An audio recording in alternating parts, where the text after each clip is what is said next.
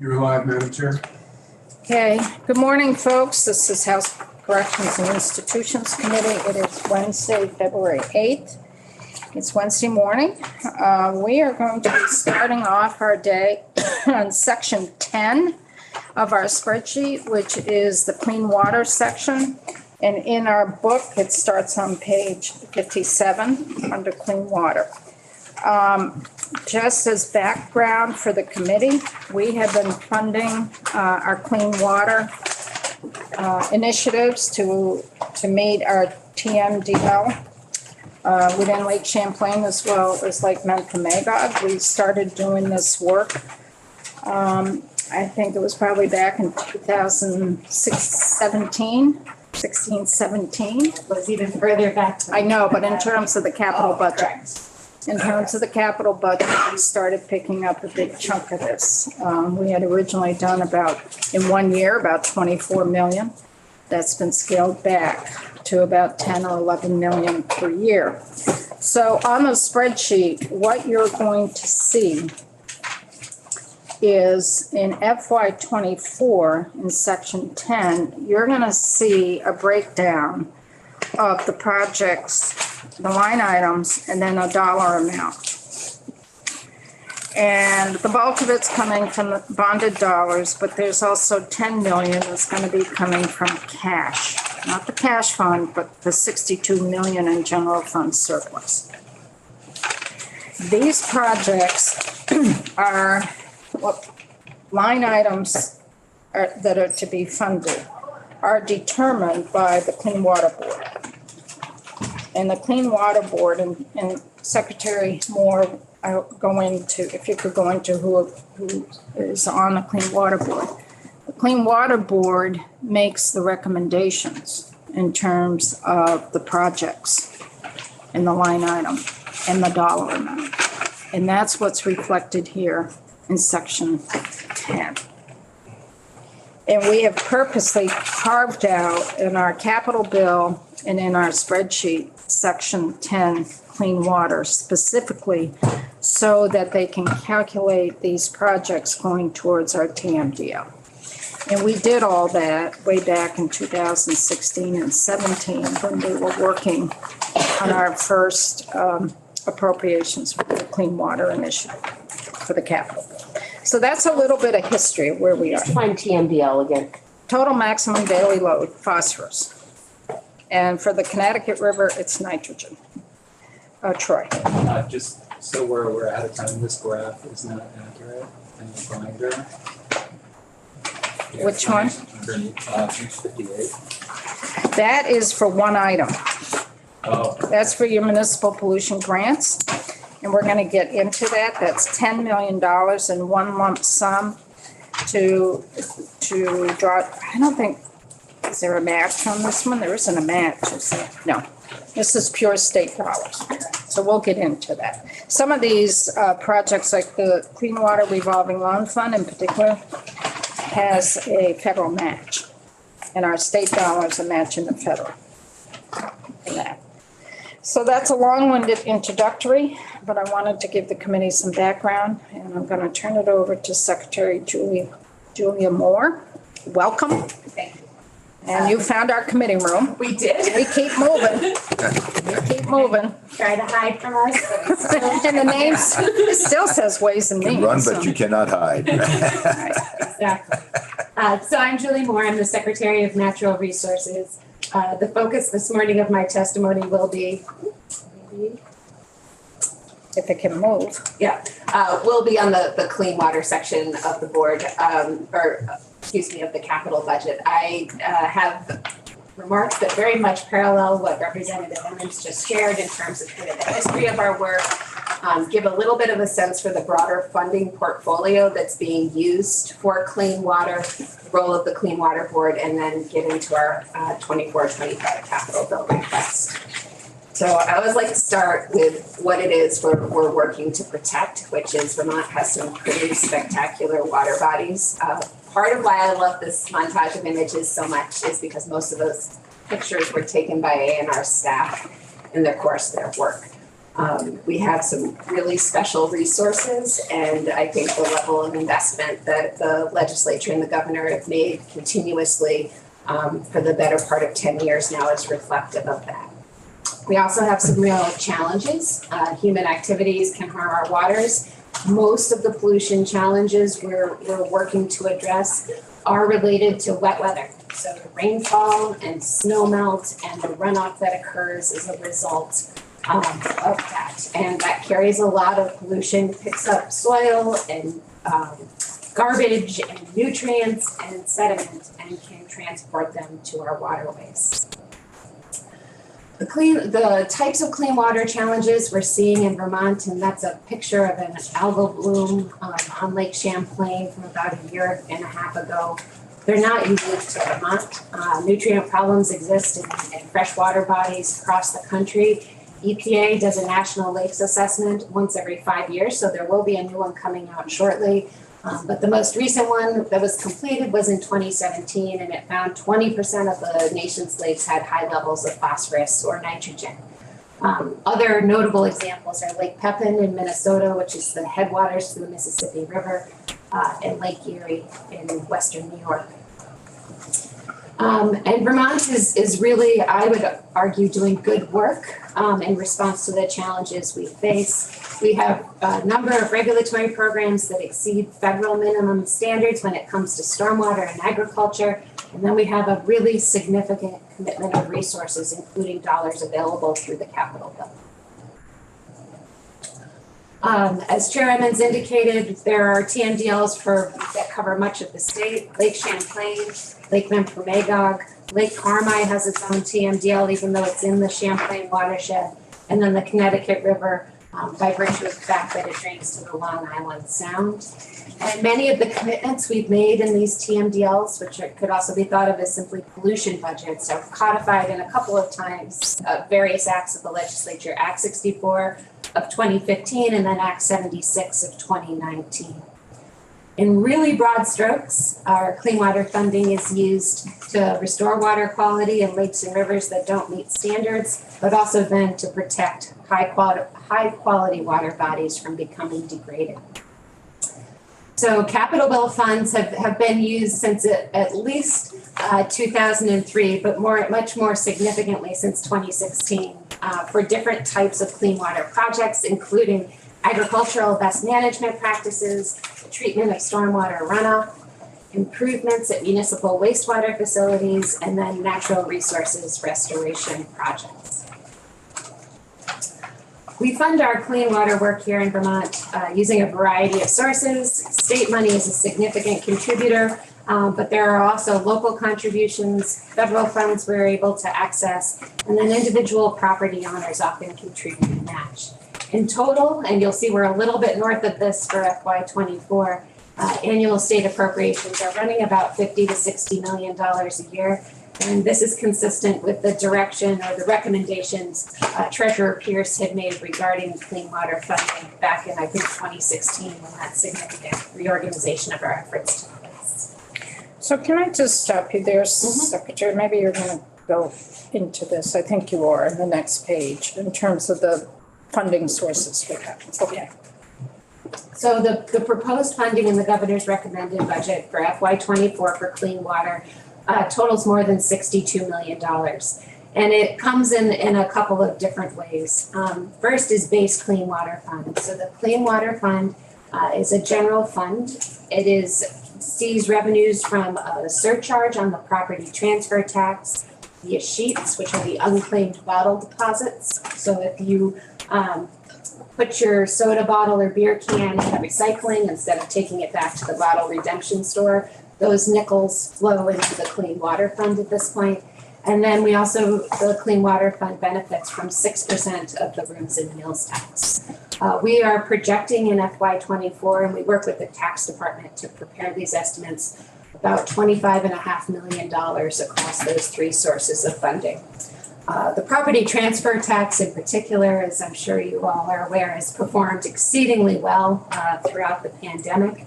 And that actually is a significant contributor to what I've labeled excess receipts. We sort of closed out all of our FY22 work at this point. We are in fiscal 23 and found that we had money on the bottom line, about $4.8 million above what we had projected when we built our FY22 budget. The vast majority of that is a reflection of overperformance or outperformance by the property transfer tax in comparison to what the tax department had told us. We also receive an allocation of ARPA funds. The General Assembly committed $30 million, $10 million a year for FY22, 23, and 24 for the Clean Water Board to recommend further investments in service of our goals.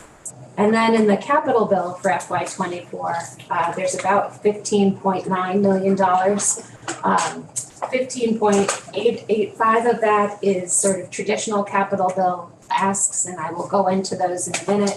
And then there is this one-time general fund to cash fund $10 million transfer that Chair Emmons mentioned that's specific to the municipal pollution control grant. So can I just stop you there, because the 15.85 is a little inflated in that we usually do, before ARPA, we were doing about 10 million per year, 10 or 11. So it, over a 2-year budget, was about 22 million just for clean water. So this year it's a bump up, and the bump up is coming from the 10 million in cash. Correct. Because if the base part of that Yeah. would be in that 10 to 12. Because if the committee looks on the spreadsheet in FY25, you're not going to see a breakdown of the projects, but you're going to see that lump sum of bonded dollars at 10 million, because the projects haven't been approved or allocated yet. That will happen this coming fall when the Clean Water Board meets. So this is more than we have done in the past few years, excluding ARPA. ARPA, we had a bump. Yes. And it's reflected in sort of that grand total of the north of $62 million, which is certainly on the high end of the governor's recommend related to clean water during my tenure. We have also benefited from appropriations that come to us through the Lake Champlain Basin Program. Senator Leahy has secured $6 million a year for the last several years to support Vermont's implementation of the Lake Champlain TMDL. And those dollars come in through a slightly different track, but are brought into the Clean Water Fund and our clean water work. What is not included in this roll-up I presented is work that VTrans invests through the T-bill to address runoff from state highways. That's handled entirely separately from the clean water budget, and there isn't a role for the Clean Water Board in those appropriations either. What about the municipal grants for hydraulically connected? So That falls under your purview, or? it does. So yes, probably as good a time as any to explain kind of the makeup of the Clean Water Board. So the Clean Water Board is a 9-member board. It includes 5 agency heads, so myself, Secretary Flynn from Transportation, Secretary Tebbets from Agriculture, Deputy Secretary Farnham from the Agency of Administration, and Secretary Curley from the Agency of Commerce and Community Development. And through the Clean Water Fund appropriations, which are in our base budget and in the big bill, we make allocations to a variety of different projects. The municipal road grant and aid funding is one of those that comes out of the general fund side of the equation as opposed to. Thank you. You're welcome. And Chip. So just to step back from funding for a minute, we spoke about phosphorus in our waterways and the issues that it causes. And I read a report about a year or two ago about microplastics in the Connecticut River that are finding their way all the way down to the Long Island Sound. Is there something that we're doing to address that? So I wouldn't say explicitly and not as part of the Clean Water Board work. There's ongoing research that's being conducted led by the U.S. Geologic Survey, looking at microplastics. The primary source of those is in treated wastewater. Those pieces of plastic are so small they are able to pass through. And looking at best management practices that could be deployed either at the treatment facilities themselves, but more likely on the consumer end in terms of filters people could use on their washing machines and other components, but that hasn't been a significant Okay, area of focus for our clean water work. thank you. So we have another question. Wayne? Five agency heads on the board. Anybody? I thought you said 9. I'm sorry. There are 4 members of the public as well that are appointed to serve. And I can get you their names if that would be of interest, but Chad Tyler, we tried to achieve some geographic distribution as well as some sort of interest and expertise, but Chad Tyler is, Governor appointed. was appointed from the northwest corner of the city.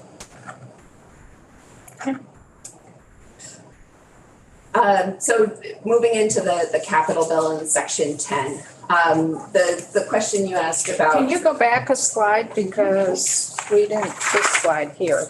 Yeah, this is just to show that the basin program appropriations don't go through the Clean Water Board budgeting process. The rest of those funds are discussed by the Clean Water Board, put forward as a set of recommendations that actually go out for public comment, and then go to the governor for inclusion in his budget recommendation. So in terms of, oops, I have a typo at the top of that slide. In terms of what's in the capital bill, section 10, it is funding that falls under the clean water heading that actually goes to 3 different places. There is funding for the Agency of Agriculture for their water quality grants program, and I'll talk about each of these in a moment in a bit more detail. A couple of different types of funding that come to A&R, and I'm going to turn it over to Eric Black to talk specifically about the state revolving fund and municipal pollution control components, as well as work related to some of our forest access roads and recreational access points and water quality improvements that are needed there. And then work or funding that goes to the Vermont Housing and Conservation Board in support of their water quality initiatives.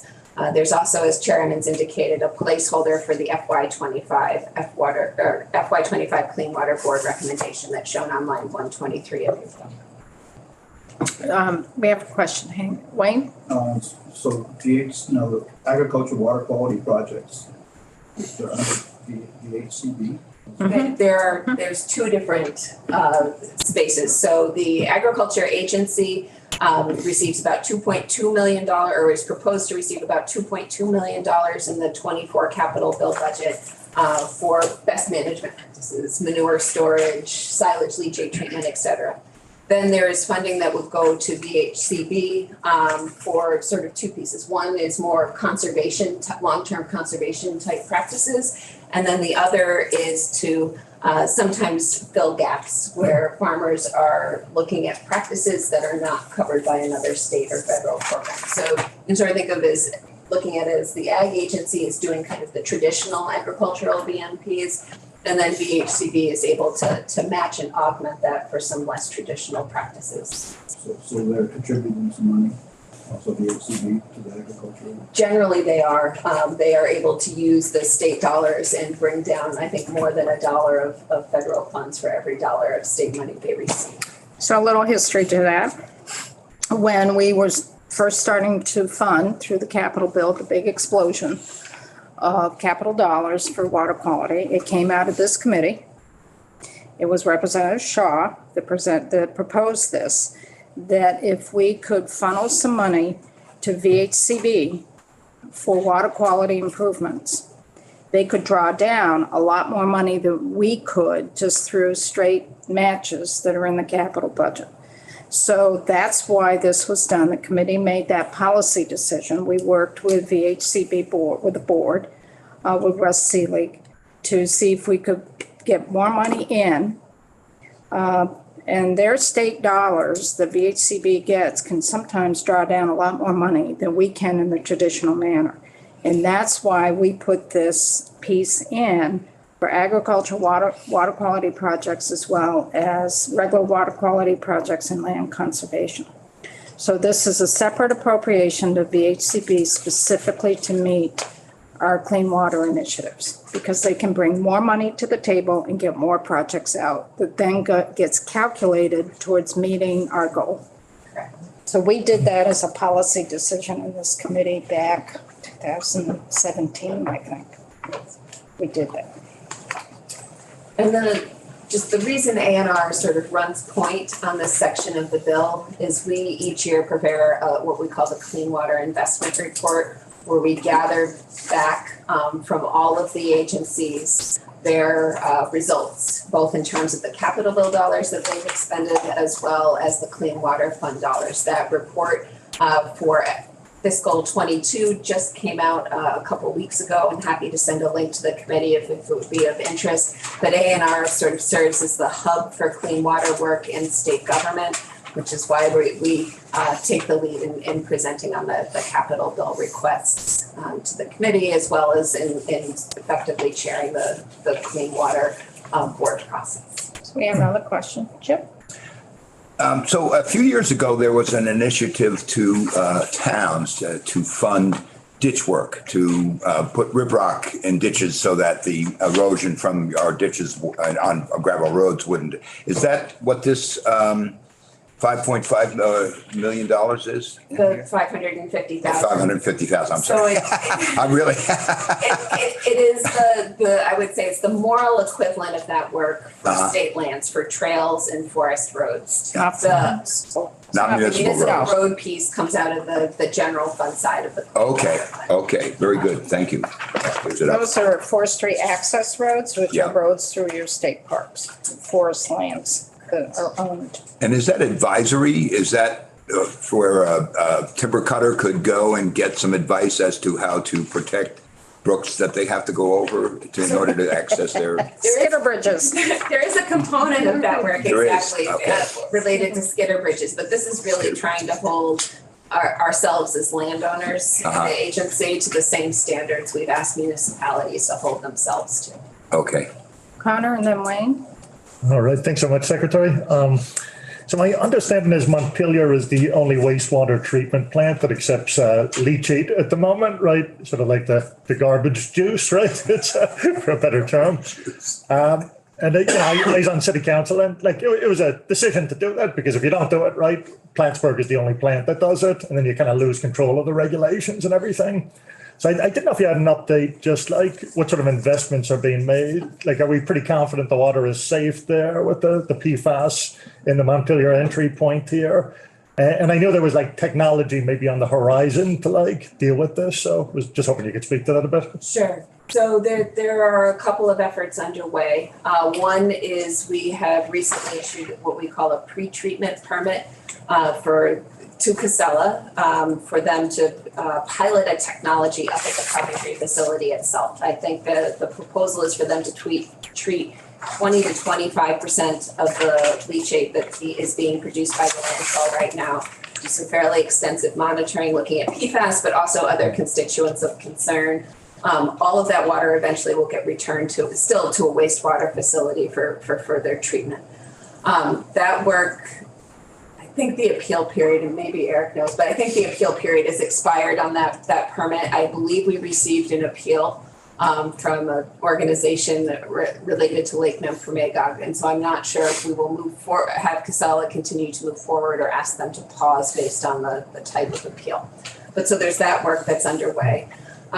Also with ARPA funding, not in the clean water budget, but other ARPA funding the agency received, we are running a larger pre-treatment initiative where we sort of put out a broad request for applications.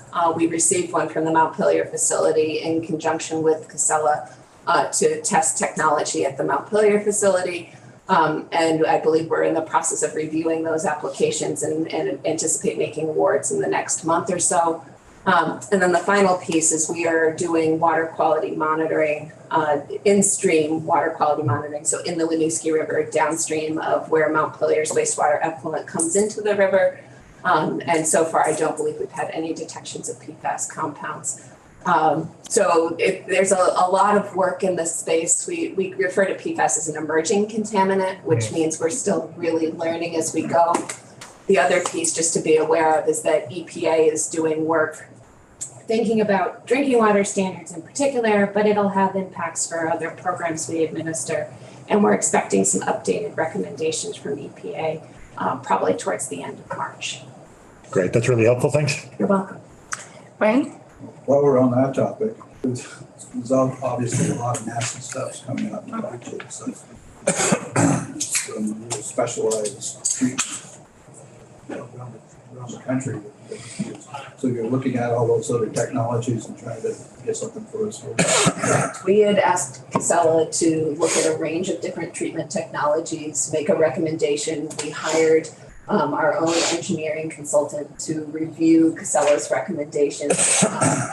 They concurred with what Casella had proposed. And so at this point, the pre-treatment permit that we recently issued would allow them to construct this pilot project. You did analysis of the leachate itself, so you know what's in there, so that you know what treatments to apply. We did. I think a lot of the questions around the technologies we're looking at are related to weather conditions and whether, so the idea of the pilot is to have it run for at least a year, if not a bit more. There's some concerns about cold weather performance that we want to be sure we understand before we go all in on any such approach. And my other question was in terms of work on forest land, is that agency-wide Fish and Wildlife forest land also that money goes for, or is it just in forest fires? So the broader category here is forest roads, trails, and recreational access points, and included in recreational access points is fishing access areas. So it's trying to we've applied a methodology to determine the places that have the most significant issues with erosion. Log roads on Fish and Wildlife? Correct. They're also part of that assessment. So we have another question, Tristan? Thank you, Secretary. A question related to the Connecticut River watershed, and something I've heard from dairy farmers in that region is that the required agricultural practices are based on the TMDL requirements for Lake Champlain, which differ from those for Connecticut River, and that those, we follow that down to funding, and where funding goes, it's not exactly meeting the needs of those farms for practices there. And I just wonder if you can comment on that. Honestly, I think that might be a question best put to the Agency of Agriculture. I know a lot of the practices that fall under the RAPs are intended to address soil erosion, and so they're good for water quality and good for soil health, but certainly there may be things where in the Connecticut River, the primary concern is nitrogen, and that moves differently through soil and water than phosphorus does. Phosphorus tends to travel attached to sediment particles. So when you're reducing erosion, you're reducing phosphorus pollution. Nitrogen tends to move with groundwater. So it may be a very valid concern, but I think it's probably one better put to the Ag Agency. Okay, well, thank you. I think that was my last slide. So just to give a sense of how the $5.8 million that's in the FY24 budget breaks down across those three categories. The $10 million placeholder for, the $10 million placeholder for FY25, and then my intention would be to pass the talking stick to Eric Blatt, who can speak specifically to the SRF match, and then maybe more importantly, that $10 million municipal pollution control grant cash fund request. Questions on this breakdown? So you're just going to focus in on the spreadsheet on lines 116 and 117, which is our Clean Water Revolving Loan Fund, which is basically our wastewater systems, and the municipal pollution grants. Just those two pieces. So on the municipal pollution grant, should be able to get $10 million out.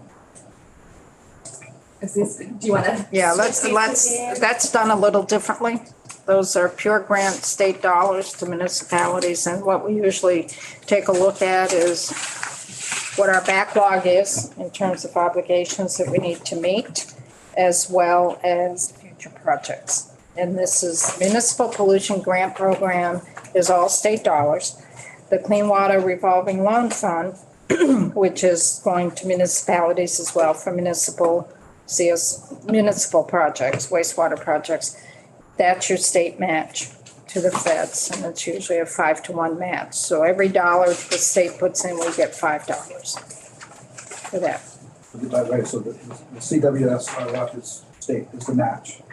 Clean Water Revolving Loan Fund, what you see on the spreadsheet is our state match for the federal dollars. And what percentage match do you have? It's a 5-to-1 match. Eric's got all. Eric's got all of that. So welcome, Eric. Why don't you switch spots?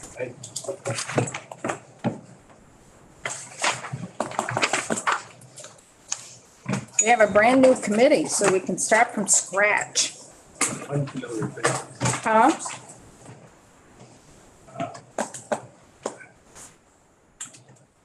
So for the record, my name is Eric Ladd.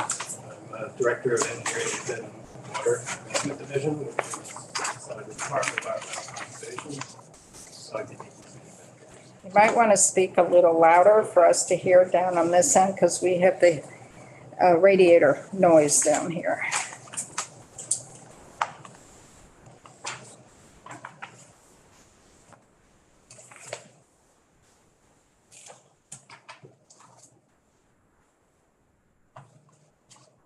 Okay, so my testimony this morning is covering section 10, it's, as you stated, lines 116 and 117.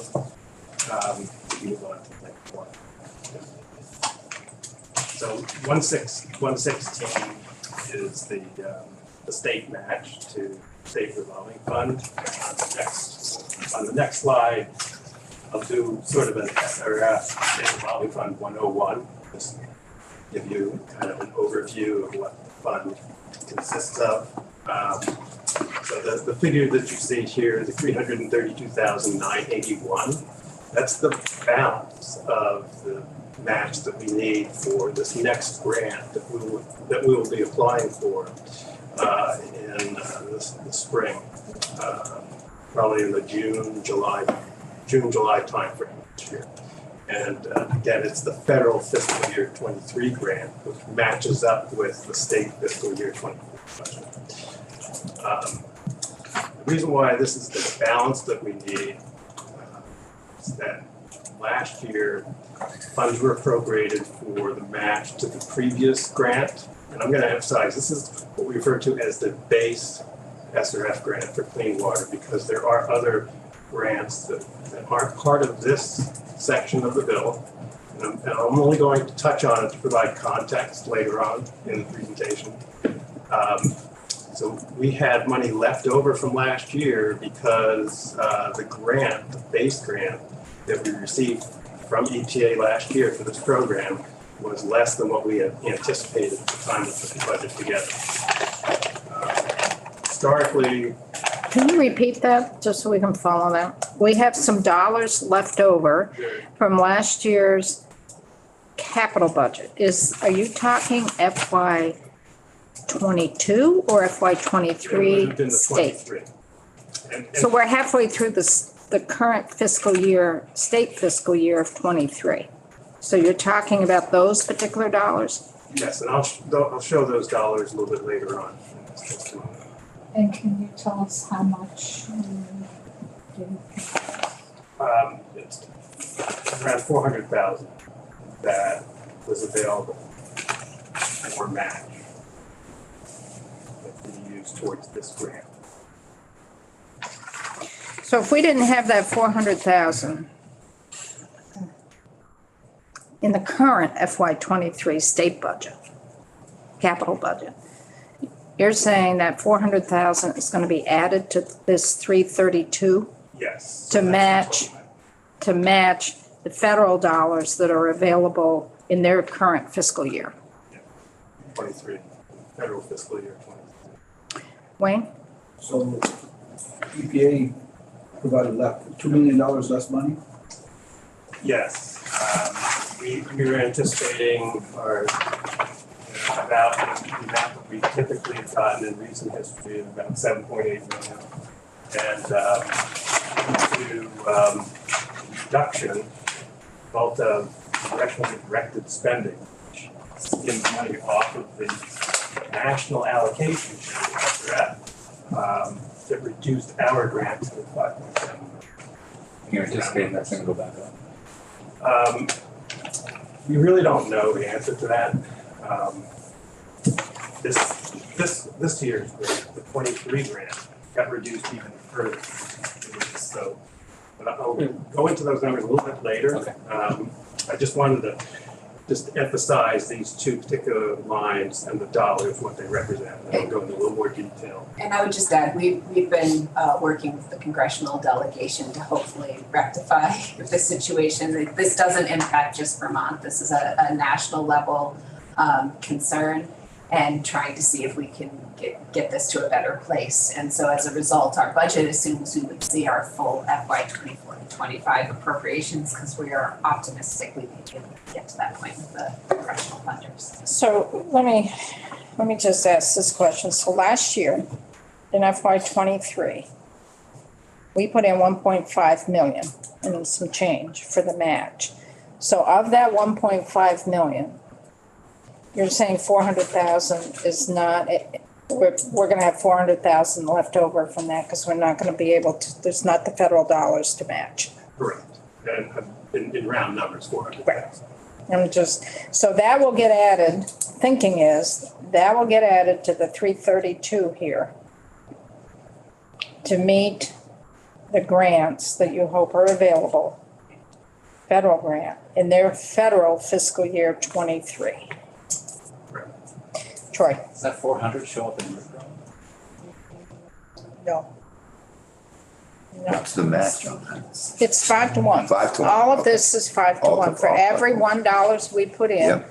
we get $5 of federal. Okay. That's true for the Clean Water Revolving Loan Fund and for the Drinking Water Revolving Loan Fund when we get there. It's 5 to 1 match. Got it. And that, you gotta keep that one straight, because there's some others that Yeah, are a that's why different I match. asked. Okay. Then line 117 is the programs, the 10 million figure, and that right now the request is for that to be sourced with one-time money that would go into this capital expenditure cash fund. Don't click. We can move on to the next slide. Can I ask a quick question on Yeah. on that? On line 117, it looks like the governors recommend 10 million is over the It's the cap. department request. It's larger than department request, if I'm tracking that right. They wanna they wanna get the money out the door fast. Okay. And they're using up the surplus dollars. We'll have a discussion about that. John? Before we move on, could I ask, on line 116, what kind of work would get done into that category? He's gonna go into that. Yeah, I will go into a little bit of detail on how that money is. Okay. And also, Eric, I always ask this, and usually at some point, you do have a list of those projects. And it would be good, Presentation. it would be good for the committee, you know, of the towns and what the projects are and how far along they are, because that gives a concept of how the dollars really get to work. So this graphic is just very simplistic illustration of how the money comes into the fund being the Clean Water State Revolving Fund, which is a mixture of federal dollars and state dollars. So it's, you look on the left-hand side, you see the state match, which is 20%. It's been 20% since the beginning of the program, which goes all the way back to the late 80s. And the federal grant. And we've been receiving annual federal grants since the beginning of the program without interruption. And on the right side, you see the arrow that points to the right labeled SRF loans. So that's the money coming out of the fund. And you see an arrow coming back in, which is the repayment stream. It's a revolving fund. So the monies that we use to source loans includes past loans that are now in repayment. And on the clean water side, we're revolving about $10 million a year. So that's the magnitude. So So municipalities are paying that money, who's paying the money back? Municipalities, and we do have a few privates that have received loans since the law changed back in 2018 that enabled this fund also to a limited extent provide funding for privates. There is a cap. The statutes codify that no more than 20% of the fund can go to privates. John and then Mary? Yes, our out loans, are those negative interest loans? So there are no negative interest loans on the consumer side. But we do provide subsidy in the form of a loan forgiveness. And also on the term of the rate, so we'll get to the next slide. But it's like Mary? today's theme. So the revolving loan funds are revolving well. There were some years where they really weren't revolving at all. And yet you were asking for money and you just responded to John in regards to the revolving, how it's coming back. So where do we stand right now? I would say it's pretty healthy. Well, at this point, there was 1 year due to COVID in 20 where we relaxed requirement for communities to pay back their loans. We still had communities that were paying back. Right, well, you talked about loan forgiveness, so what does that look like? And it's a balancing act. It's a balancing act for sure. But what does that mean? That means that for every dollar that we forgive, that's $1 less that is going to come back into the fund. I understand that, but how large of a loan forgiveness?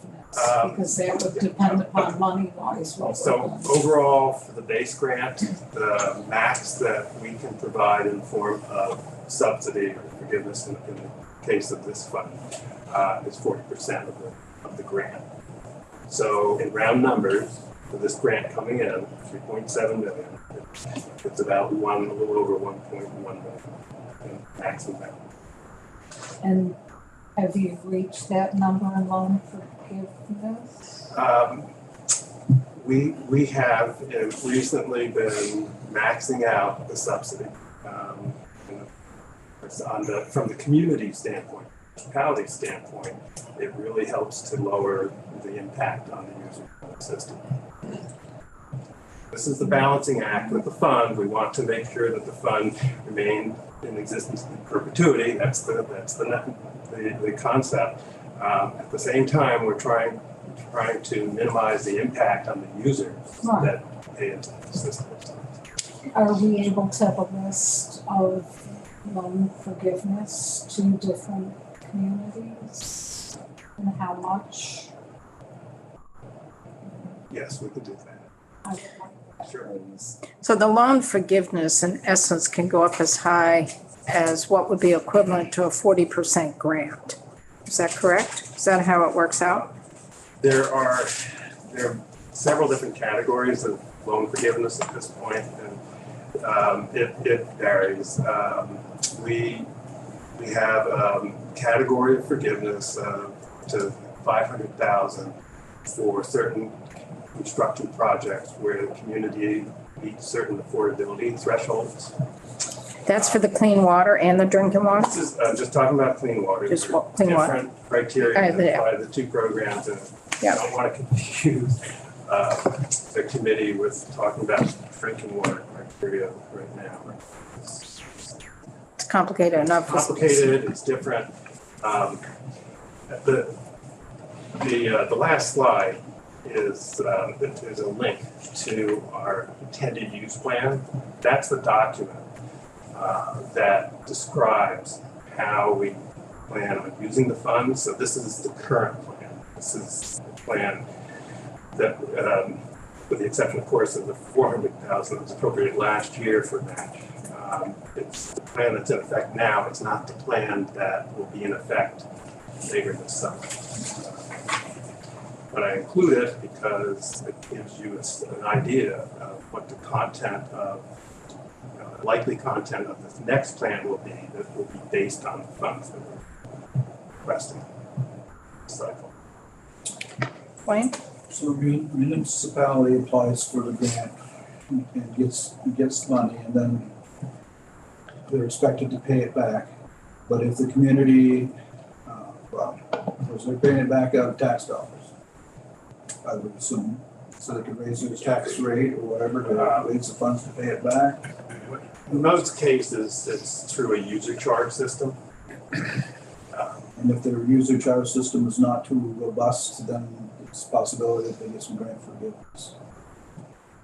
Yeah, I mean, we'll establish at the time that we issue the loan how much subsidy the community qualifies for.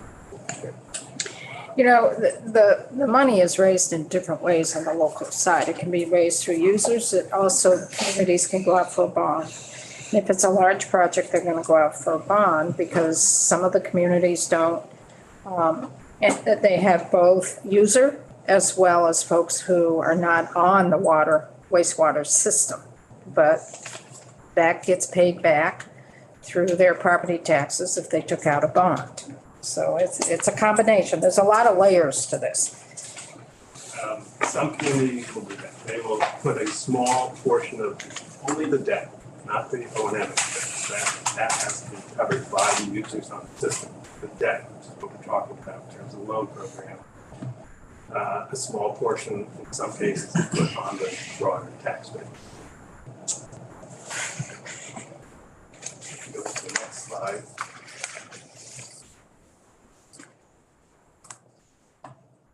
This is the funding cycle. It's just this continuum. Right now, we are at essentially step 1 in the cycle. We're collecting priority list applications to identify the projects that will be on this next priority list.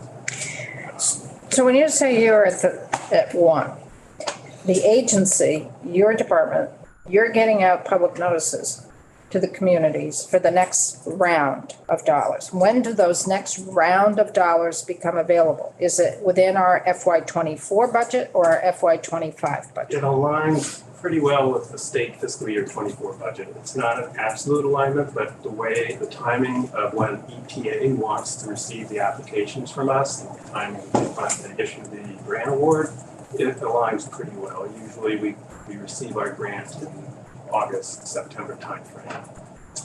August, September. So I just want to get this clear.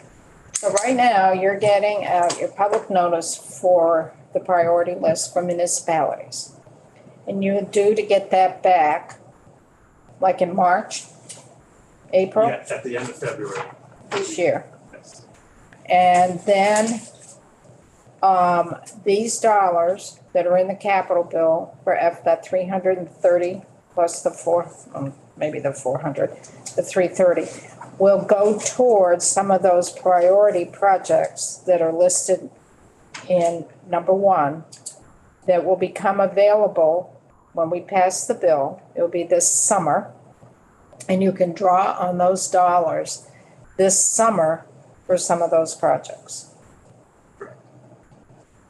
I will say most of those projects will probably not actually go to construction until the following spring. Some will, but many of the projects probably won't actually go to construction until spring of 20. And it's part of that 1-year cycle. And the federal dollars that you're looking to draw down and finish being available from the feds in their federal fiscal year 23. You know where I'm going. Right, so I have a slide that'll kind of complement this cycle that we're looking at right now. And I think it'll be easier to follow too when we get to that slide because it will show you the grant. It will show you the period of availability of the grant. We have a 2-year window. So I won't go through this whole cycle other than to point out right now that we're in the process right now of collecting priority list applications. I'm going to hazard a guess that we'll probably get between 50 and 75 applications, something in that range, maybe a little more. not all of them potentially would be fundable. So that list that he's talking about becomes available, we can take a look at that in March. The draft, okay, so first step, once we receive all the applications, we then go through the process of reviewing. That takes a fair amount of resources to go through, depending on how many applications we receive. We will probably be done with that review by the end of the year. And then likely have a draft available mid-April. Because it's good for the committee to see some of those requests, so we have an idea what towns and what projects are kind of in the hopper. And the sooner we can get that, when we do our markup, the better, so we know what's there. I guess the budget goes out by the end of March. Yeah, we need it before. Usually we get it a little bit after town meeting. Do you have a question, Chip? No. Did I miss? No, So just if kind you of wait. propose the projects, actually have a year. We do allow for the bond votes for these communities to take place the following spring. We have a prerequisite projects to be on the list for construction funding. We also provide funding for planning. But to be on the list for construction funding, you have to at least completed a preliminary engineering report. That's a relatively new requirement that we imposed a few years ago. It cuts down on the number of projects that are not likely to go. So it makes it a little more manageable for the program. To concentrate on those that are more likely to proceed.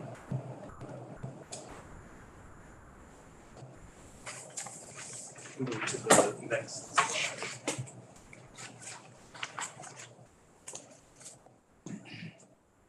One other point I'll make about the intended use plan, and sort of answers a little bit of what you were asking about subsidy. The intended use plan is more than just a list of projects. It's a 50-plus page document, and it describes the objectives of the program, and it talks about how we're going to planning to use subsidy. We take public comment on the intended use plan, and then we summarize those comments and provide our responses as part of the intended use plan. So as for the Clean Water SRF program is required under federal law to provide loans that are at or below market. At or below what? At or below market rates. And we periodically review our rates with the state treasurer, and in the case of municipal loans with Vermont Municipal Bond Bank, and on the private side with the Vermont Economic Development Authority. Those are the two entities that we partner with to underwrite the loans. So the Vermont Bond Bank administers the loans to municipalities out of this fund, and the Vermont Economic Development Authority underwrites the loans, administers the loans on the private side. So the maximum term on the clean water side is 30 years. And, any loan that we provide needs to the term needs to be equal to or greater than, less than the useful life of the project. So if the useful life of the project is, for example, 20 years, then we can't provide a loan for more than that. We have to reduce the loan down to 20 years. And the significance of that is that the shorter the loan term, the higher the annual payment. So it's generally in the interest of the borrower to get as long a term as possible. Current municipal rate on loans is 0% with an administrative fee up to 2%. And on the private side, similar, right now we're at 0 interest with administrative fee of up to 2.75%.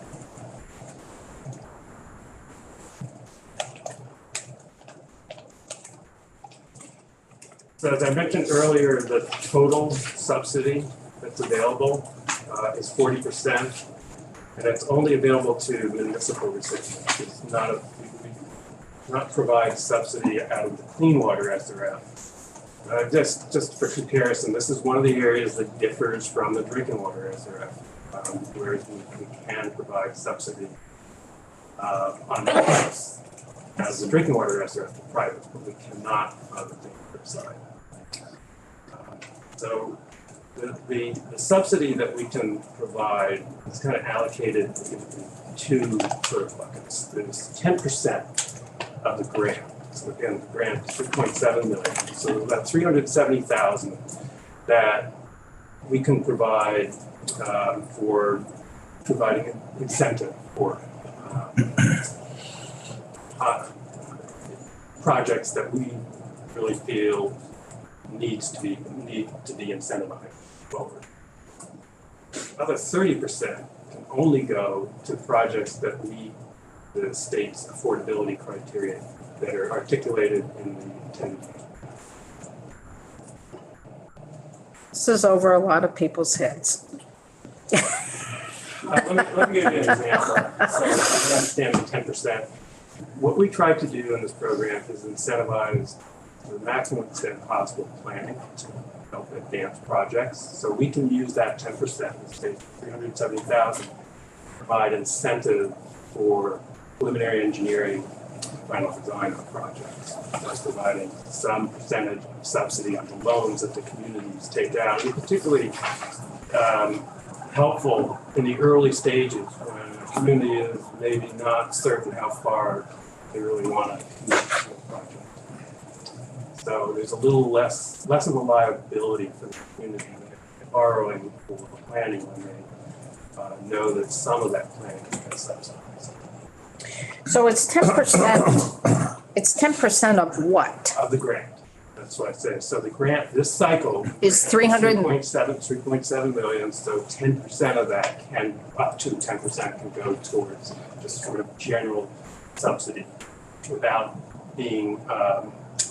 having to meet our affordability criteria.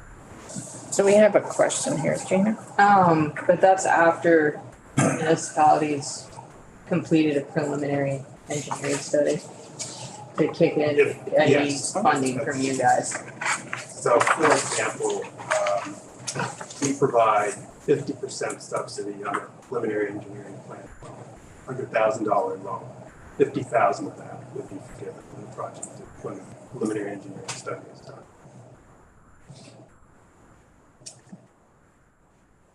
John?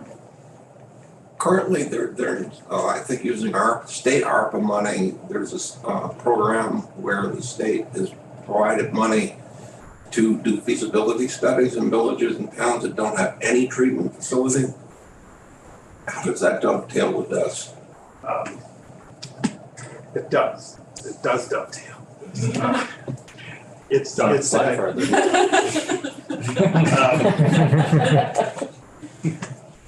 I don't know if we want to complicate things more than. No. No. They're already complicated. The answer I'm looking for is feasibility study rise to the level of applying for a loan. Yes, and if these funds are complementary to one another, and in fact, the funding that you're referring to, the ARPA dollars, are more than just feasibility studies. Those dollars are going to go towards actual construction, design, and construction, assuming the projects advance to that stage. These are challenging projects. All our projects are challenging, but in particularly the village wastewater projects, because you've got a lot of volunteers in the communities trying to keep these projects moving forward. You don't necessarily have full support of the community to move these projects. Communities have to go out and purchase land in order to find a solution. And our engineers to assist the community. There's a lot of moving parts involved in these projects. And then on top of that, to really make them go, the projects need multiple sources of funding, of which ARPA is just one part. So let me put the fear of somebody in every committee member here. Somebody in this committee, it's not me, is going to be reporting this section on the floor. I'll do it. You might be doing it. I'm serious because I do a general overview and then members of the committee will report sections of the bill. Just to put the fear of something in you. Wayne. So the 10% money, so for feasibility stage, so they get the money and they get into the feasibility and if they decide that they can't go forward, are you more or less likely to get that money back or not? Yes, we are. We have very few back. I don't know that we have a single municipal. We have a few instances where municipalities have been slow to pay back, but I do not believe we've yet in the history of this program. Can you tell us what the balance of the Clean Water Revolving Loan Fund is right now? Just so folks have a perspective of what's in there. I don't know the exact number. It's there's sort of two different balances. There's the cash balance, which is literally cash in a bank account. Then there's what we refer to as the available funds, the monies that are coming to us through previous federal grants. We don't receive these federal grants all at one time. They're basically provided to, they'll award a grant, but the money from those grants comes to us over a period of time. I'm only going to hazard a guess right now that on the clean water side, it's probably the cash balance is somewhere in the 70, 80 million range, I believe. Just so people have a. What I can do, we had an audit done back in the fall. If the committee wants a copy of that, it provides the financial statements for the fund. That would be great.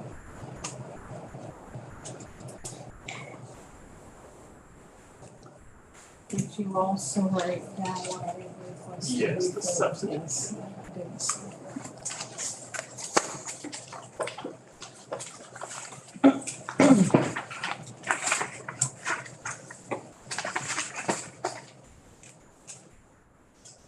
So we touched on I mentioned affordability. I just didn't mention what criteria we use. And the last bullet on this screen, I'll just list out various categories. Median household income of the community, your user rate. When we look at user rate, we look at a percentage of the median household income. That's our gauge. Give the committee a sense. What we consider to be high, communities paying more than 2% of their median household income. So, for example, if median household income is $50,000, and the typical user rate in the community is $1,000 per year, That would be considered what? fairly high for that community. $1,000 a year user rate for the median household income.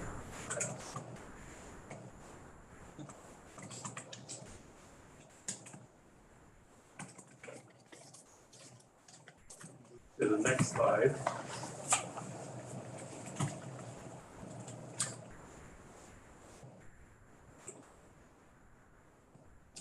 So this slide, on the left-hand side, column 1, these are the federal grants that are labeled there. The federal fiscal year 23 EPA Clean Water SRF grant. The dates in parentheses just shows the availability of those funds. So the $23 technically were available October 1st. We have yet to see the EPA allotment. That's the document that usually comes to us in springtime, early spring, that tells us exactly how much the state is receiving. We've talked to EPA. We're pretty comfortable with the number that you see there, 3,717,000. Might change a little bit. So just to be clear, that 3.7 million is what is available in federal fiscal year 23, which became available in October of 22. And though that 3.7 million is available between now and November 30th, September 30th of calendar year 24, correct? Correct. So in essence, we would have also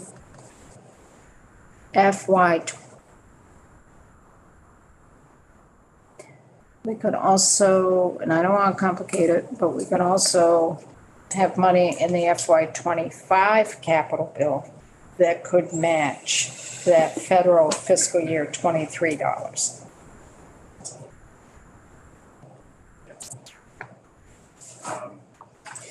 We used to front load you folks, and we've gotten away from that. That's what I'm trying to get at.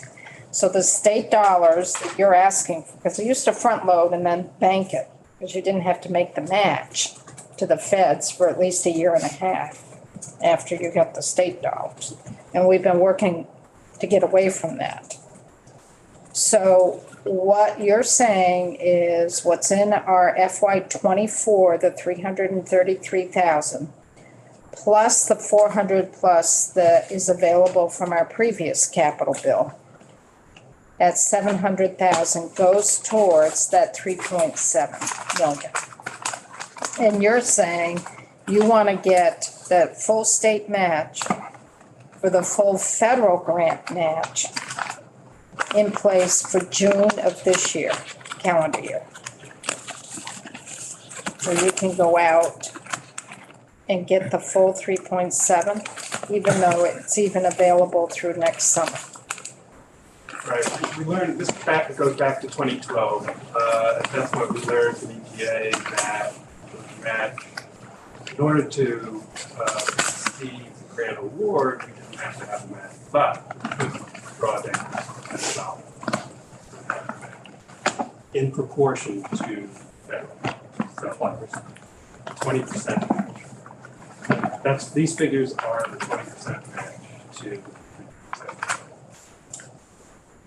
And the 3.7 is available to us from October 1st of calendar year 22 to September 30th, calendar year 24. Right, and available. Or fiscal year, those are, well, yeah, that's calendar year. Calendar year, we're now in state fiscal year 25 with September 30, 20. Right. So that block of time, that 2-year window, that's the window in which we can apply for. And you want to front load it. Well, EPA has encouraged the states to apply in that first year of its availability, and there are a number of factors that I don't think can go off into It's not. side trip on this. But anyway, that's the optimum time. Given a number of considerations, the optimum time in which to receive these grant dollars is towards the end of the first year of its availability. Troy? What did you say you were still waiting for from the EPA? They issue what is referred to as an allotment summary to the states. Okay. That usually comes out in the spring. And that's just going to verify. It will verify the precise dollar amount. And the reason why there's a little bit of uncertainty is because some of the national allotment is a portion of the national allotment is taken for EPA purposes, general purposes. The congressionally directed spending, earmarked projects that I mentioned before, that's already taken into account in the figure that you see. What happens with these, we'll just abbreviate CDSs, they aggregate all of these earmarks across the country and they subtract that aggregated amount from the national allotment to the SRF program. Then what's left is then distributed to the states by formula. So in Vermont, we receive essentially the floor amount, which is just under 0.5% of the national allotment. So this figure, this 3.7, represents about 0.5% of the national allotment. So that 3.7 is your best guess estimate at this point, but you'll know more come April. Wayne? And so just to be clear, then, you know, if you had not had that, can't really call it a cost, you can call it a cost savings because you use the federal money, but it's not really a cost savings. But if you hadn't had that, then your request for capital money would have been the 743,519 Yes. number. So essentially, you're using that, so you're coming in with a reduced request this year. Correct. And next year, the request would be 1.5 million. Because last year we put in about 1.5. That's about what we've been doing on a pretty regular basis. And as a reminder, and Secretary Moore mentioned this, if you all know, total, there's only a single line item for this section of the capital bill. It's not broken down into the different categories. So the figure I'm showing here, the 1,500,000 is theoretical match to the next grant. Again, we don't really know whether it will in fact be 7.78 million. That's the number that it was before the Congress started to provide these earmarks again. They ended back in 2011, and then they resumed the state and federal fiscal year 22. So we don't really know if we're going to see this next cycle. And if we don't, then that's 7,780,000 represents the amount that we have been getting in recent program. So it's our best guess at the moment. But it could be lower. It could be down to the 3.7. And it likely will be lower if there's another round of these earmarks. The only thing I would add is that the Clean Water Board has a consistent history of prioritizing the match for these clean water SRF dollars out of the capital bill funding and making recommendations. I don't believe there's been a single year where the board hasn't fully committed what is needed in their recommendations to the governor to fully draw down the SRF. Mm-hmm. Yeah, we don't want to leave any federal dollars on the table. Correct. It's this timing of when those federal dollars are available, because their federal fiscal year does not match our state fiscal year. Our state fiscal year is July to the end of June, and their federal fiscal year is October to the end of September. So there's an overlap there of our fiscal years. We move to the next slide.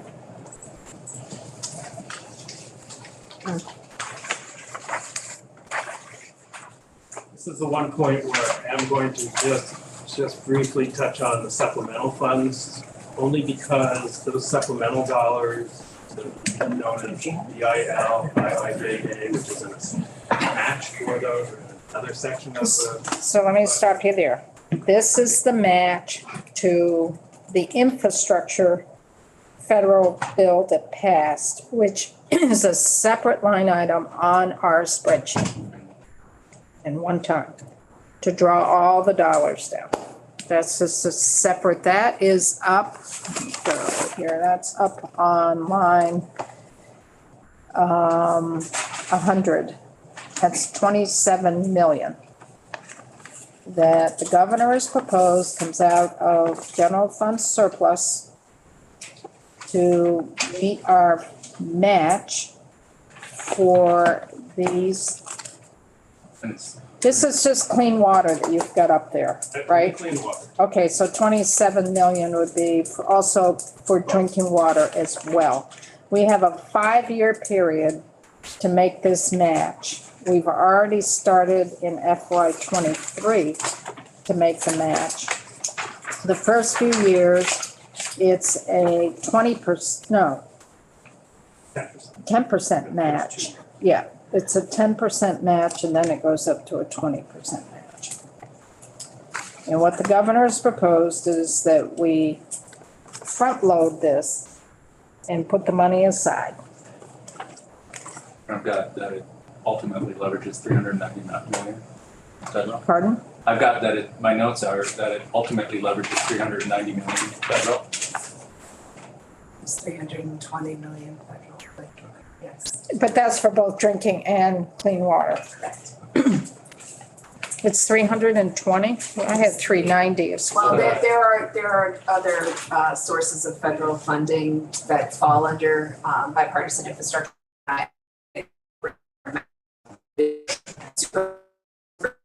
Brownfields remediation and some dam safety.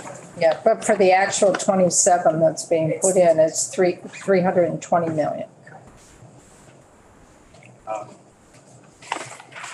Okay, so this is what we did last year, right? No, No? so I'll shut up.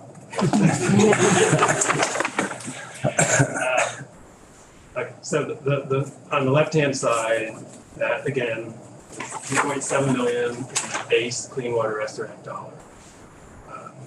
That's the money that we're asking to match in this cycle. 3.7 million.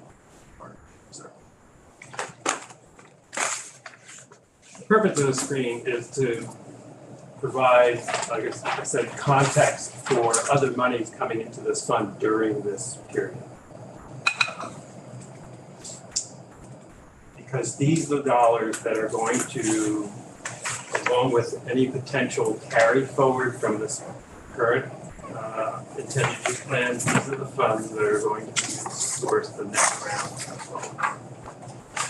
So 3.7 is the grant, this base grant, 2023. In the middle of the screen, you see the 11.1 billion. That's the projected amount of EIL, second federal grant, referred to as General Supplemental Grant, Clean Water SRF. Again, that the match to that is not part of this section of the bill, it's part of Section 9. The $1.9 million figure represents the combination of the 20% match on the 3.7 million, okay, plus the 10% match on the 11.1. This is just to illustrate all the money that will be the new money coming in during the cycle. Then at the bottom, you see some notes. So we anticipate about 10 million in revolving funds coming back in, plus any carry forward. And I would say there likely will be some.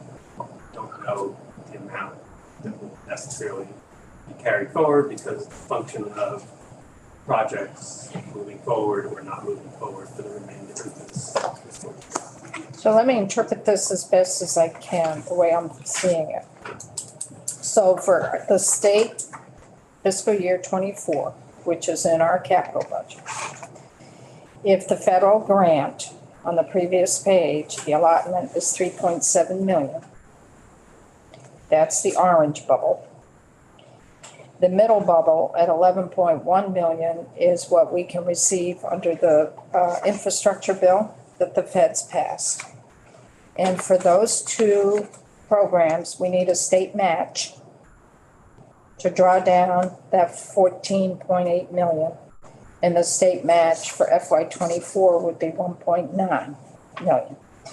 So if it was broken down traditionally, that 1.9 would be, in clean water, would be about the 332,000 that we have in our spreadsheet. And we would have the 400 from the previous capital bill. So that brings you up to almost 600,000. So what would be in section 9 for the match for the federal would be 1.2 million. Normally is what we would see, instead of 27 million. Did the committee follow that a little bit?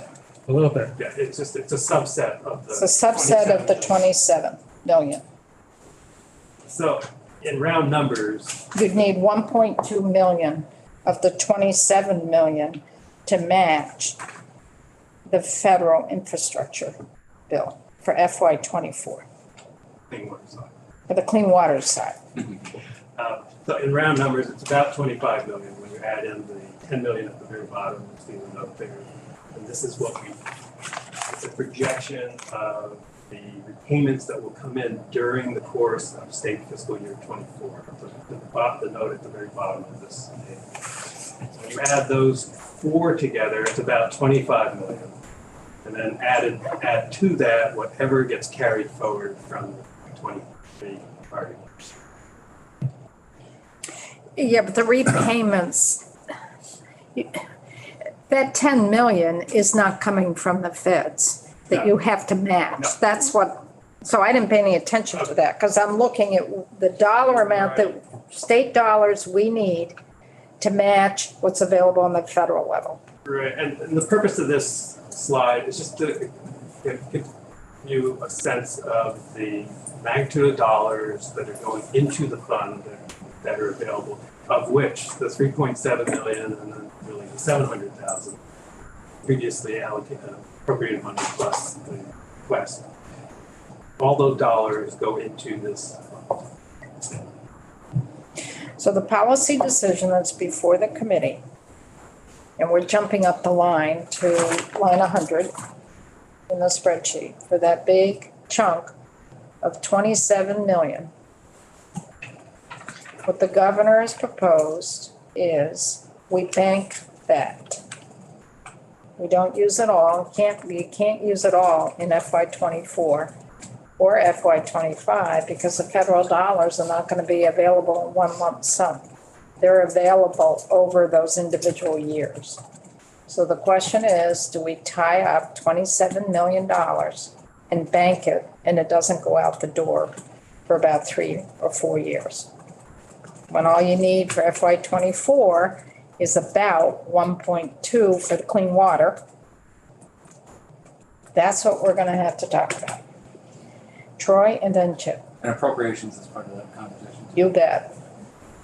Because it's using 62 million general fund dollars, of which 27 million of that 62 is tied up here. Chip.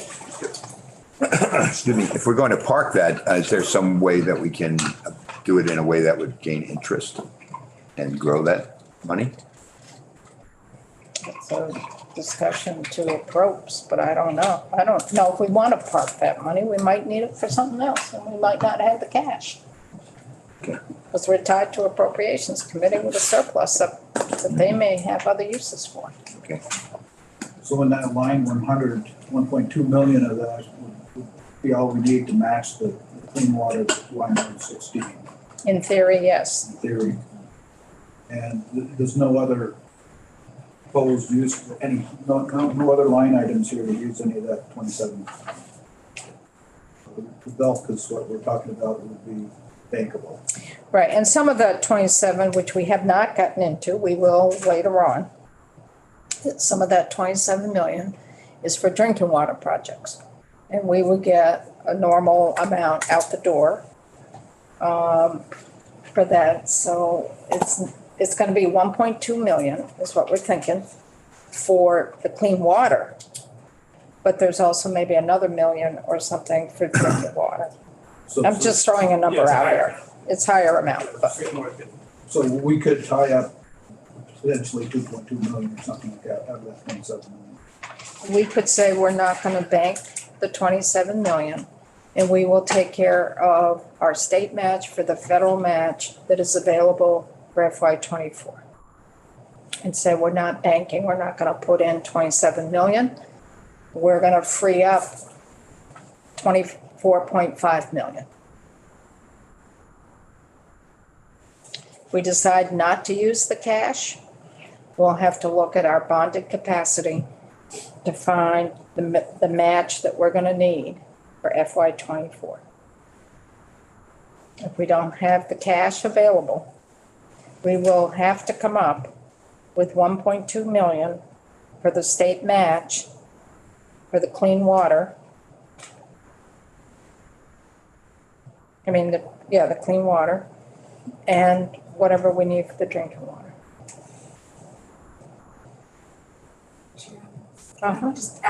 Just for a point of context, I think it's also important to keep in mind, the numbers in 23 represent a 10% match, which is what our obligation is. In 24 represent a 10% match, and it will jump to 20% for the remaining 3 years of the bipartisan infrastructure law. And that kicks in our FY25. Correct.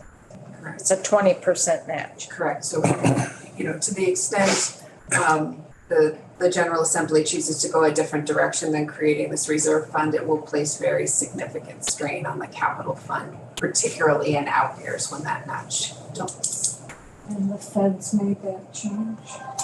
This is all, coded, this is part of the bipartisan infrastructure law. So the first 2 years of funding under the bipartisan infrastructure law were a 10% match, but it then jumps back up to the traditional 20% match, which Eric also spoke to in terms of our base appropriation. Drinking water is 20.8 million for 24. How much? 20.8 billion? 20.8 million, 20.8 million. So it's more than double the clean water allocation. This is this coming round of BIL monies.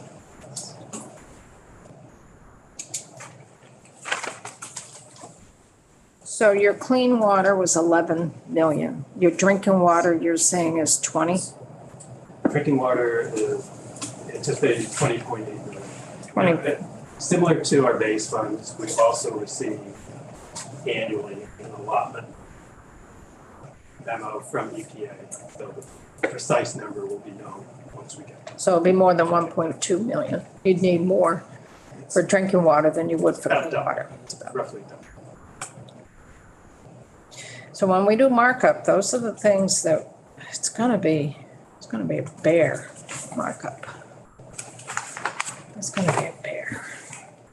Tell you that right now. The next slide. This really is the last slide. Oh, thank God. At the bottom of this slide is a link to the intended use plan. And on page 45 of the intended use plan is the state fiscal year 23 priorities. So that's the current adopted priorities. There are various lists in the intended use plan. Again, it's a roughly 50-page document. On that particular page 45, that is the formal adopted list for the current year. For fiscal year 20. Current fiscal year that we're in. State 23. 23. So just page 45 has the listed priorities? Yes, and I will caution you, it's pretty small print. It's a lot of projects. It's a very big spreadsheet. We have to work on ways to improve on this optics of the sheet so that it's easier to read.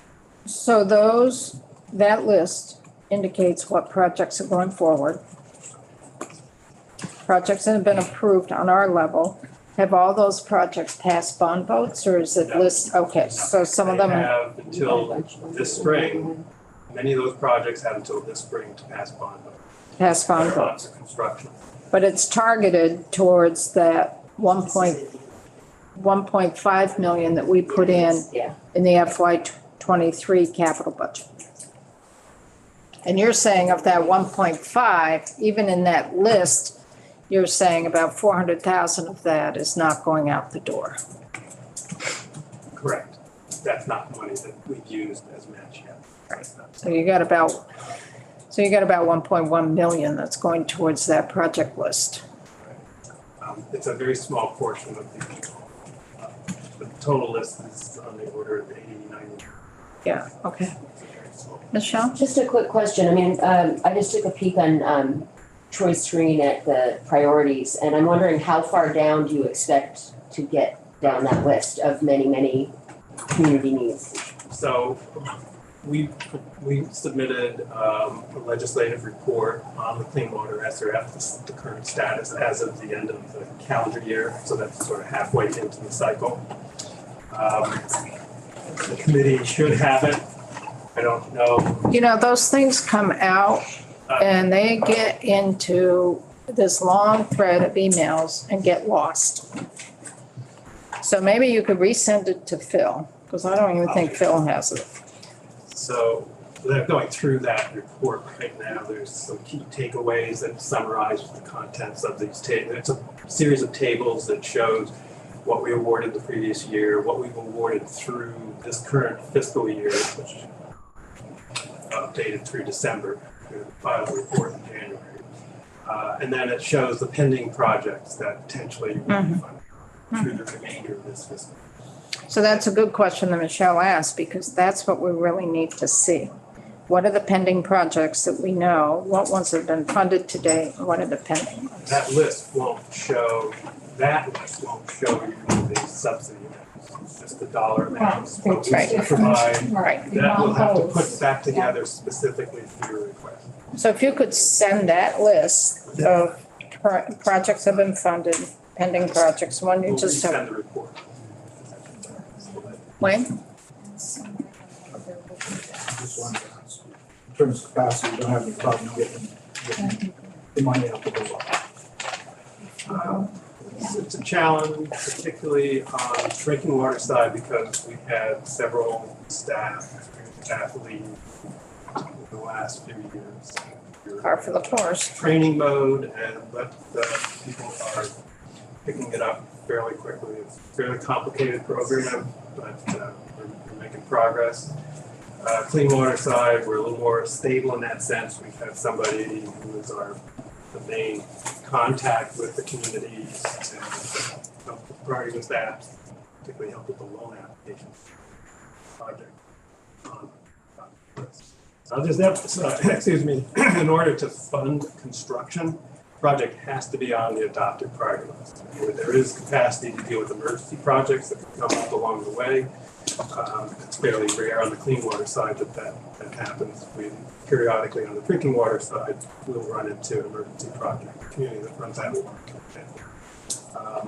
That is not the case with planning. We can fund planning at any time. We will show projects that we know wish to receive planning funds during the cycle. That's not exclusive.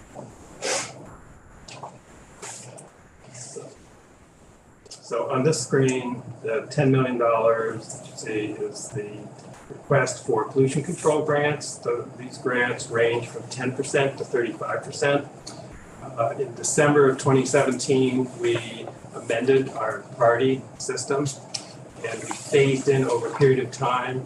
It's 2020 when we completely made the break from previous categorical grants. We had 25% grants for CSO, combined sewer overflow projects, 35% grants we'll refer to as dry weather flow projects, basically sewer line extensions to pick up areas with pollution problems. So I want to stop you there because we have shifted. We're not in the clean water line anymore. Okay, we are in line 117, correct? Okay. This is your municipal pollution control grants. There's no federal dollars in this. This is all state dollars. And they go to specific projects in our municipalities. It's a grant program. And what the governor has proposed, there's a need out there, and usually, again, Eric, we get a list of those municipalities that are on the list here for the municipal pollution grants. On page 45 of the appendix. Is the municipal pollution grants. Both the loans and the grants. Okay, okay. So what was the request was about 8.1 million. What the governor has done is use up a little bit more of the surplus. So the governor put in 10 million of the surplus to go to this. So there's about 1.9 million above. Wayne? So the question is, can you get $10 million out the door?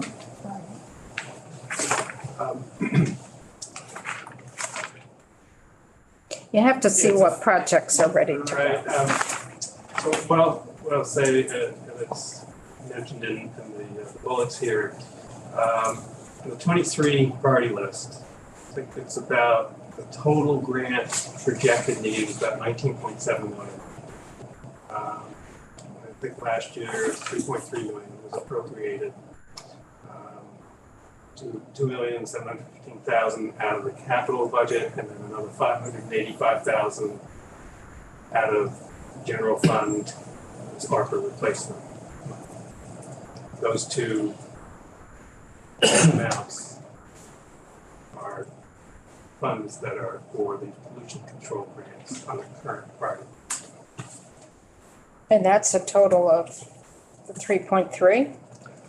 0.715 and 5.8. It's 3.3. So if you look in FY 24-25 capital budget department requests column, that's your first block of 4 columns. If you look at the one that says FY 24 department request and you go down to line 117, you see the 3.3 million. So in actuality, what you can get out the door and what you're planning in those projects, it's really only 3.3 million. Not even the 8. The 8.1 is for 2 years. So one of the things that does happen, and this committee is familiar with us having to retroactively provide grants. There were 2 rather large grants. And that's not included in the 3.3 Those have been fully funded. in the previous capital bill? Previous, I think, yes. I think. Because we've been trying to pay those I off. think it was the FY 22 appropriation that finalized 2 particular large grants. The South Burlington and the other 2 Brattleboro. Yep. These were for projects that were built back in 2012. What happened in those cases is they received loans sort of as an interim basis, and then the pollution control grant essentially paid back the principal on those loans based on the amount that they actually qualified for, but was not available at the time. So we have met our obligation to all the municipalities that were entitled to the municipal pollution grants. We have met those obligations. We have a clean slate. So now we're going forward for those communities that are now coming forward with their projects. So the question then is, are there even $3.3 million worth of projects out there that we are obligated to pay for in FY 24? So part of my reason for mentioning the retroactive grants is that we could find ourselves in a similar situation. As projects move forward, grant dollars aren't available, and those communities continue to show up on the priority list in hopes that eventually they'll receive a grant.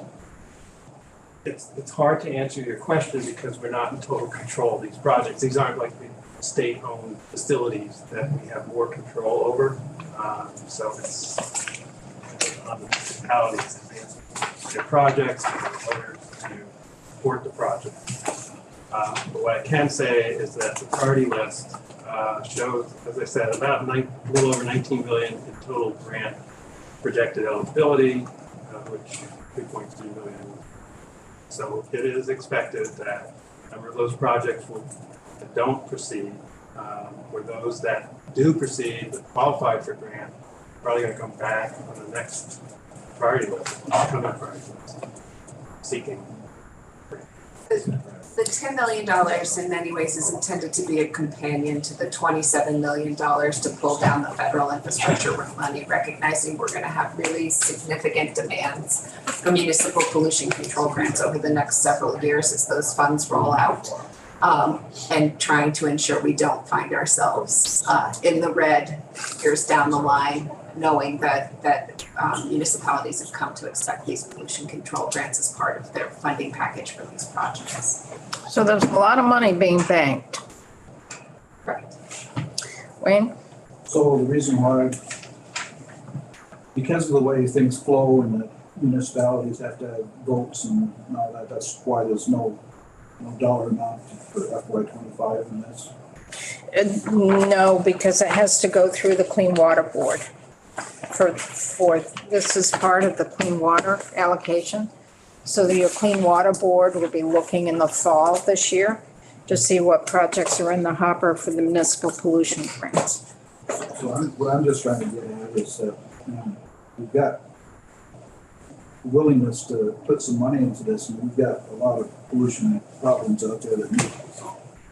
The question is, given the limited probably lifetime of this money, what do we have to do to try to get as much work done as possible while it's available? Well, it depends on the municipalities and how far along they are. That's the key. That's the key. Because some of them may not have even gone to a vote. And then are they all aware of the possibilities and the urgency to have a vote? Of course, town meeting's coming right up. Well, yeah, I mean, you've got to look at your election cycles. This year, your basic election cycle is March. Next year, you're going to have an election in March, you're going to have a primary election in August, and you're going to have a general election in November. So there's 3 bites of the apple for a municipality to have a bond vote. This year, it's March. So if they haven't warned it by now, it's too late, and it depends where they are in the project. And they could have a special vote later on this year, but it's up to the towns to figure out what projects they need to do and how much planning they've done to date to know what the project cost is going to be. So knowing that a community that rises near the top of the priority list that's eligible for grant increases the odds that project is going to move forward. It's easier for the municipal officials and their consultant to sort of convince the voters to support the project because they see is less debt for the users on the system. Because they get on the priority list at the state level, which then says to the community, you're on the list. You're on the state list, so there's state dollars available. We've approved your project, you're a priority, and there will be state dollars available. Now you folks go out and do what you need to do to get to that point of drawing down those state dollars. For context, if I might, we've estimated that there's $2 billion in infrastructure needs. $2 billion in infrastructure needs, water infrastructure needs statewide, so drinking water and wastewater over the next 10 years. So being able to fully tap the funding available to us under the bipartisan infrastructure law sort of keeps us on pace. To be clear, this is unprecedented federal funding that Eric's describing here. I think, Eric, you had done the math to suggest the money we would see in the next 5 years, can we take full advantage of these federal programs, is equivalent to all of the federal money we've seen invested in water infrastructure in Vermont since I think the 1950s. So just this is enormous. And the reason to bank that money, to make that commitment, is to ensure we are able to take full advantage of those federal funds and give municipalities a sense of the commitment of the state to accessing those dollars so that they will do the legwork necessary to develop their projects. There's a communications piece here as well, and sending that clear signal to municipalities that if you engage in this work, the state will be prepared to fund these projects. So those projects that qualify for the state dollars for the municipal pollution grants, are there federal dollars that are dependent on the state dollars for those grant programs? For the municipal pollution grants, which is separate from the Clean Water Revolving Loan Fund, are there federal dollars that we need to match to have money, to have our state dollars go further in this grant program? So the Lake Champlain Basin grant, $6 million per year, actually utilizes these pollution control funds because there's state dollars going towards similar type of purpose. They actually use that to meet some of their match needs for facilitates. That's one situation. Grant that is totally outside of this funding scheme. That's one situation. How many others are out there? Because these projects are CSO projects. What type of projects are funded with the municipal pollution control grants? Major plant refurbishment projects is a big part of the portfolio. Burlington right now is going through a roughly $100 million multi-year project. South Burlington Bartlett Bay plant, I think they're looking at $30 million refurbishment. Plant upgrades. They're, very expensive projects for these larger communities. So what I'm trying to delineate here is, I may sneeze. The Clean Water Revolving Fund is definitely a federal match. Your municipal pollution grants, your state dollars, are there any match dollars that are needed for the grant program? That's what I'm trying to get across. The grant program is state dollars. It may augment another program that's out there, but it may not. That's what I'm trying to put on the table for folks. I think just to clarify the point Eric was making, I had shown that $6 million basin program leahy appropriation. We do have to provide match for that. They call it informal match, and that unlike the SRF, where the dollars that come from the capital bill are directly part of the same funding package that then relies on SRF dollars in making loans to communities. The dollars in the municipal pollution control grants can stay in that column. The leahy dollars are doing things like wetland restoration, stormwater management at schools, et cetera. But we still have to show that we are spending money, state money on clean water in order to be able to pull down those leahy dollars. Wayne, Nothing's easy. So your stormwater, where your stormwater separation work, is that coming under these municipal pollution grants? Yeah. So if a municipality wants to have a project to separate your stormwater from the treatment system, they can use this. A broad array of pollution control and abatement projects fall under the eligibility of this program.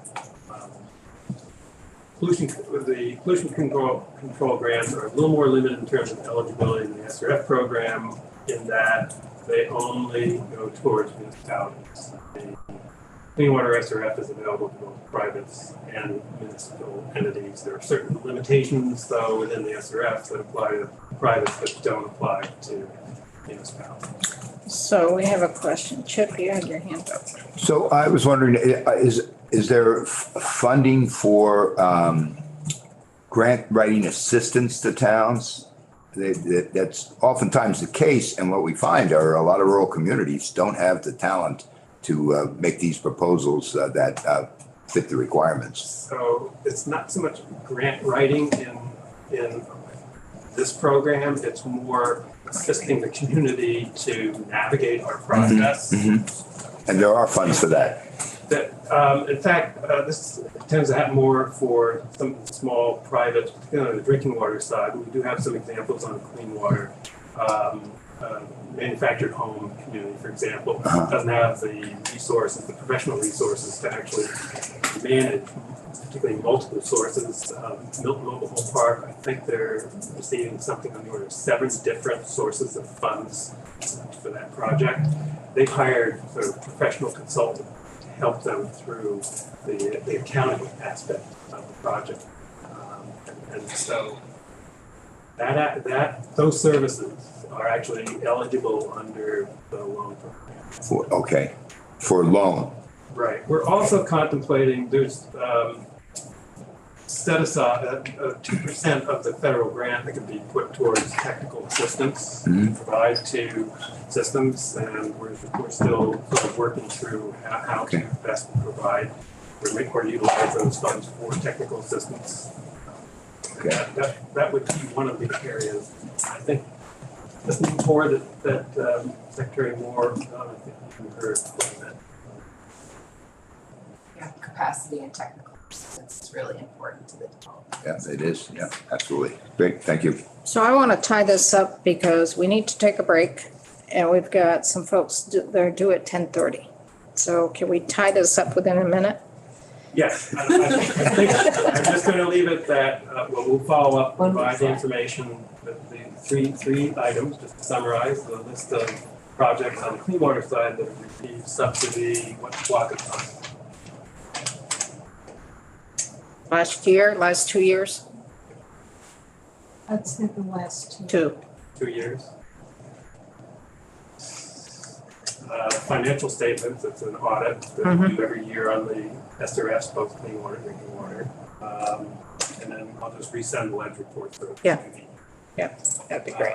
And then I would just say, at your leisure. Go to page 45, and those are for your municipal pollution grants.